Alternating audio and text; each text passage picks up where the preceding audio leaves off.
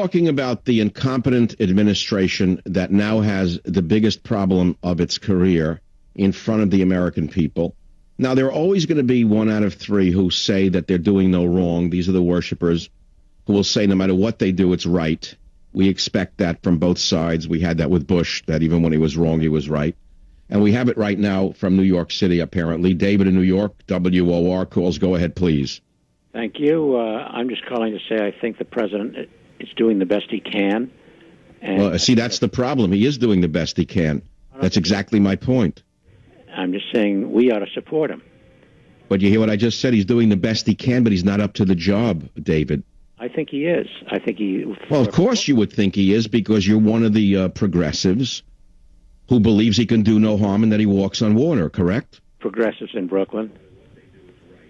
That's right. So in other words, because you finally have a socialist in power, he can do no harm, right? No socialist in power. I think he's a very capable man, and that kind of... Then why did it take him 38 days to do anything? He was explaining that there were limits to by statute, to his time. No, there aren't. He said he has absolute power. He said that at West Point the other day. Do you know that some of his most ardent cheerleaders, including James Carville, a lifetime liberal Democrat, were screaming that it's been 38 days without an administration solution and it's not acceptable? How can you say that even they believe it's true? It's not true. Mr. Savage, you're familiar with the chaos principle. No, please don't change the argument. I'm not in one of your classrooms or in one of your old courtrooms, my friend. Why don't you just make your statement? I just made a statement that you didn't want to respond to. Even his most ardent supporters like James Carville are pissed off that it took him 38 days without a solution. So don't say it's me saying it. Everyone's saying it except you. There's always, in a crisis like this, second guessers. After the fact, everyone says he should have done this, he should have done that. Why did it take him 12 days to show up in the region? I don't think his showing up mattered. He has subordinates, and he can... Well, but you and the other Democrats criticized Bush for waiting 4 days after Katrina to go to New Orleans. Movies were written about incompetent, stupid Bush. What did you have to say about Bush that he didn't go to Katrina to New Orleans for 4 days? I'm sure you jumped all over him, correct? Or did you have an excuse that it was based on some kind of chaos? No, Katrina was quite different, as I'm sure you know. It was different. Why? Because white men blew up the levees? No. Very funny. No. Well, but that's what some of the black activists said. They even made movies about it. You know that, don't you? No, I don't, but I can't help what the black activists say. I'm just putting wires into your circuitry to see where you're coming from.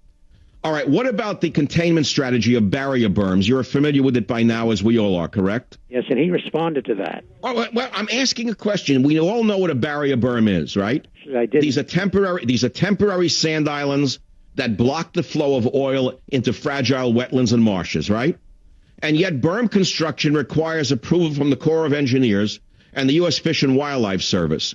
Do you happen to know when Louisiana officials asked for permission to build these berms, on what date? I'm sure it was much earlier. May 11th. And do you know when they got the answer? But his response was... They asked on May 11th. Today is May 27th. When did they get an answer from the Obama administration as to whether they could build the berms? The president responded by saying... You're not answering me. When did they get an answer whether they could build the berms or not? I don't know, but I'm going to answer you right now. Well, the answer is they didn't get one yet. They only asked on May 11th. Today's May 27th. No answer yet. They're conducting an environmental review, as the oil is killing the birds and the clams and the shrimp. You don't put them just anywhere. Apparently, you have to... Well, what, did you have to go to a review note for that answer? That took you a little while for a guy quick on the uptake. No, What do you mean you don't just put them anywhere? You're assuming that Louisiana officials who live in the area don't know where to put them? That only some pinhead from Washington will know where to build a berm? Some guy from Harvard who 4 years ago was pursuing civil rights cases is suddenly an expert on the bayou and an expert on building a berm? But the guy in Louisiana who grew up with sand in his gills doesn't know how to build one? The issue was not how to build one, it was where to put them. And how. That's correct.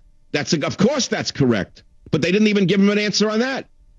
But I'll put it this way. I've had enough... Well, let's put it to you this way. How about the dispersants that BP is using? Do you want to talk about that? I don't know anything about them other than just what I heard on the radio. All right. Well, let's talk about it without getting angry. The federal government was not even quick on the question of what dispersant to use. Those are chemicals that are used to break up the oil and speed up the evaporation from the surface of the water. On May 8th, Louisiana sent a letter to BP and the EPA begging BP, saying don't use dispersants below the surface of the water because subsurface use of dispersants will keep oil slicks from forming. And when it doesn't come to the surface to evaporate, the oil will linger below, get into underwater currents, and put at risk fisheries that supply a third of America's seafood. Do you know what happened? On May 13th, the EPA overruled the state of Louisiana and permitted BP to use dispersants 4,000 feet below the surface. And then a week later, after 55... I'll continue when I come back. David, thanks for listening. Savage.